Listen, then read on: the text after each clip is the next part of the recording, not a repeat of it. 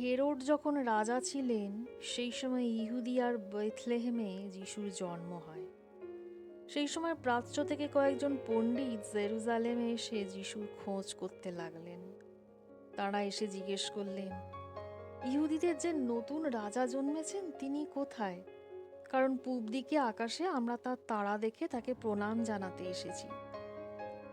রাজা হেরোদ একথা শুনে সিংহাসন খোয়ানোর আশঙ্কায় খুবই বিচলিত হলেন, এবং তার সঙ্গে জেরুজালেমের সব লোক বিচলিত হলো এই ভেবে যে তাদের নতুন রাজা কোথায় জন্মেছেন।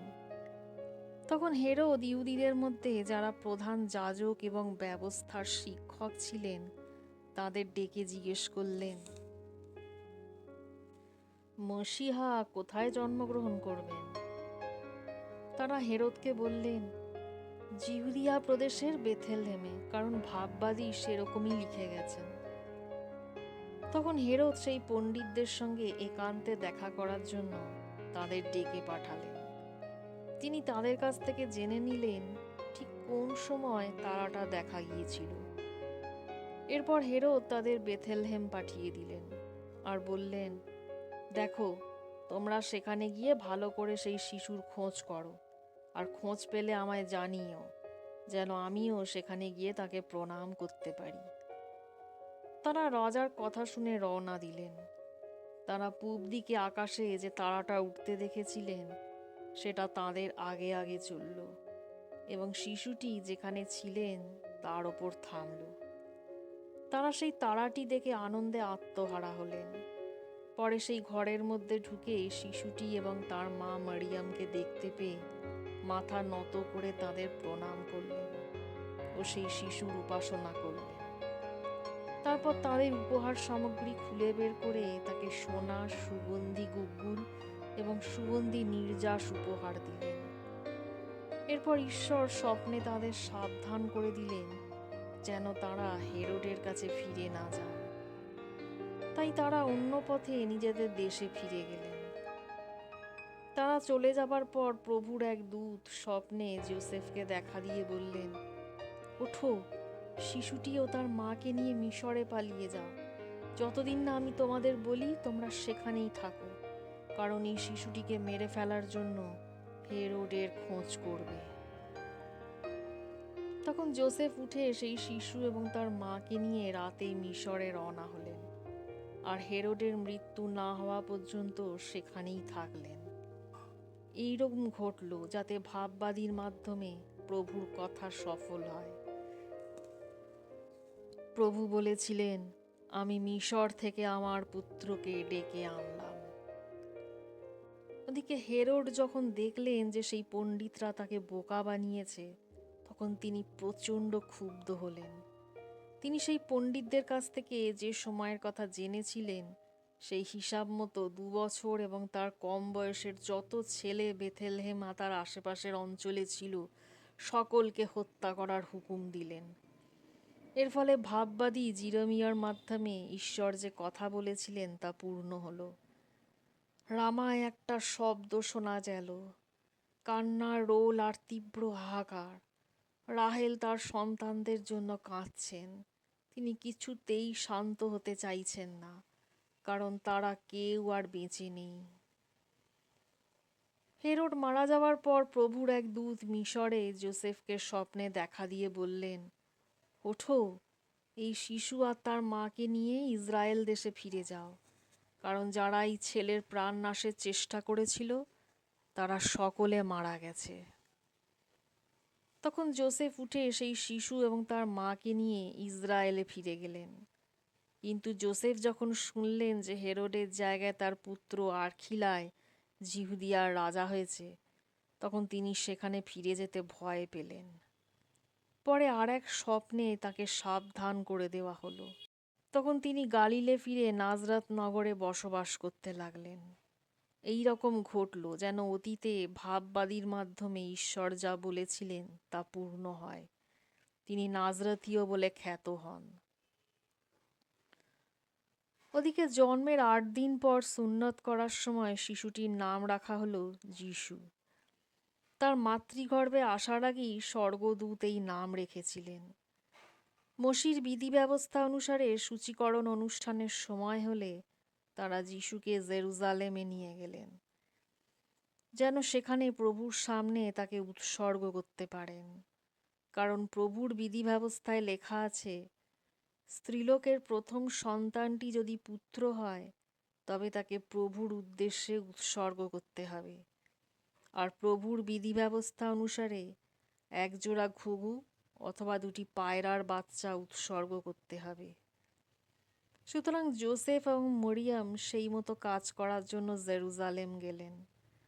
জেরুজালেমে সেই সময় শিমিয়ন নামে একজন ধার্মিক এবং ঈশ্বর ভক্ত লোক বাস করতেন।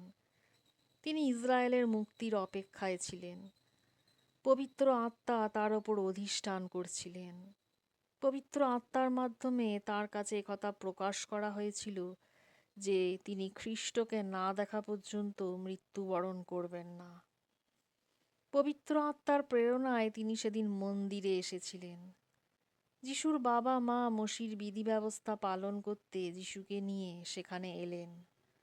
তখন সিমিয়ন যিশুকে কোলে তুলে নিয়ে ঈশ্বরের ধন্যবাদ দিয়ে বললেন, হে প্রভু, তোমার প্রতিশ্রুতি অনুযায়ী তুমি তোমার দাসকে শান্তিতে বিদায় দাও, কারণ আমি নিজের চোখে তোমার পরিত্রাণ দেখেছি।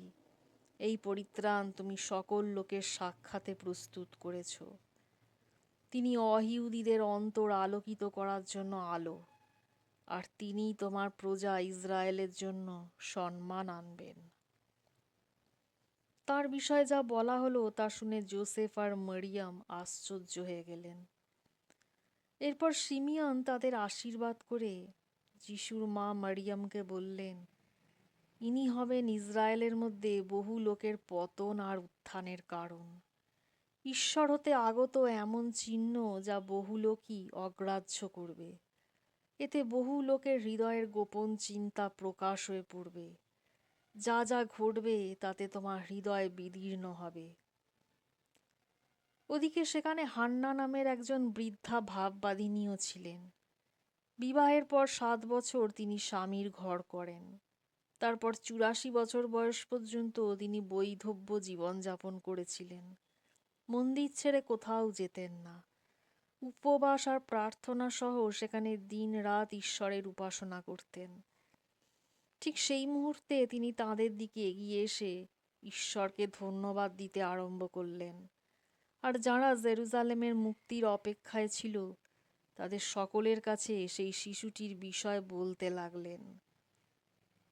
শিশুটি ক্রমে ক্রমে বেড়ে উঠতে লাগল এবং বলিষ্ঠ হয়ে উঠল। সে জ্ঞানে পূর্ণ হতে থাকল। তার উপর ঈশ্বরের আশীর্বাদ ছিল। ওদিকে যোহনও দিনে দিনে বড় হয়ে উঠতে লাগলেন আর আত্মায় শক্তিশালী হয়ে উঠতে লাগলেন। ইসরায়েলীয়দের কাছে প্রকাশ্যে বেরিয়ে আসার আগে তিনি নির্জন স্থানে ঈশ্বরের কাছে ধ্যানের মাধ্যমে জীবনযাপন করছিলেন। নিস্তার পর্ব পালনের জন্য তার বাবা মা প্রতি বছর জেরুজালেম যেতেন। যিশুর বয়স যখন 12 বছর তখন তারা যথারীতি সেই পর্বে যোগ দিতে গেলেন। পর্বের শেষে তারা যখন বাড়ি ফিরছিলেন তখন বালক যিশু জেরুজালেমেই রয়ে গেলেন। এ বিষয়ে তার মা বাবা কিছুই জানতে পারলেন না। তারা মনে করলেন যে তিনি দলের সঙ্গেই আছেন। তারা একদিনের পথ চলার পর আত্মীয় স্বজন ও বন্ধু বান্ধবদের মধ্যে তার খোঁজ করতে লাগলেন, কিন্তু তাকে না পেয়ে তারা খোঁজ করতে করতে আবার জেরুজালেমে ফিরে গেলেন। শেষ পর্যন্ত 3 দিন পর মন্দির চত্বরে যিশুর দেখা পেলেন। সেখানে বালক যিশু ধর্ম শিক্ষকদের সাথে বসে তাদের কথা শুনছিলেন আর তাদের নানা প্রশ্ন জিজ্ঞাসা করছিলেন। যারাই তার কথা শুনছিলেন তারা সকলে ওইটুকু শিশুর শাস্ত্রজ্ঞান, বুদ্ধি আর শাস্ত্র সম্বন্ধীয় নানা রকম জটিল প্রশ্নের সঠিক উত্তর দেওয়া দেখে অবাক হয়ে গেলেন। যিশুর মা বাবা তাকে সেখানে দেখে আশ্চর্য হয়ে গেলেন। তার মা তাকে বললেন, বাছা, তুমি আমাদের সঙ্গে কেন এমন করলে? তোমার বাবা আর আমি ভীষণ ব্যাকুল হয়ে তোমার খোঁজ করে বেড়াচ্ছি। যিশু তখন তাদের বললেন, তোমরা কেন আমার খোঁজ করছিলে? তোমরা কি জানতে না যে যেখানে আমার পিতার কাজ সেখানেই আমায় থাকতে হবে? এরপর যিশু তাঁদের সঙ্গে নাজরাতে ফিরে গেলেন আর তাঁদের বাধ্য হয়ে রইলেন। তার মা এসব কথা মনের মাঝে গেঁথে রাখলেন।